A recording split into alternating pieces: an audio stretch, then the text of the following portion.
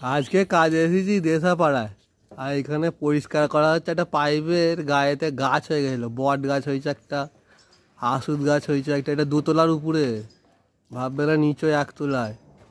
হুঁচকে হুঁচকে সে করে বার করা হচ্ছে, বুঝেছো? কল মিস্ত্রিদের অবস্থাখানা, মানে লেখাপড়া যারা যারা শিখছো না, 7-8-এ পড়ো, 10-এ পড়ো, বলছো কলে কাজ শিখবো, তাড়াতাড়ি চলে এসো। লেখাপড়া না শিখলে এরকম দ্বারা ভাড়ায় উঠে গাছ উড়াতে হবে। গাছগুলো এই দেখো, গাছগুলো এই যে আসুদ গাছগুলো। তপন দা আমাদের ভ্যান নিয়ে চলে এসেছে, বুঝলে তো, বাঁশ নিয়ে যাবে বলে। কাজ হয়ে গেছিলো, কিন্তু এই বাঁশ দিয়ে ভাড়া বেঁধেছি তো, বাঁশগুলো নিয়ে যেতে হবে। আমাদের সৌরভ ভিড়েছে এইখানে, আর সে করে দেখেছে পল্লাকখানা, আর একখানা বার করছে, দেখো এই দেখো সে করে বার করানো হচ্ছে।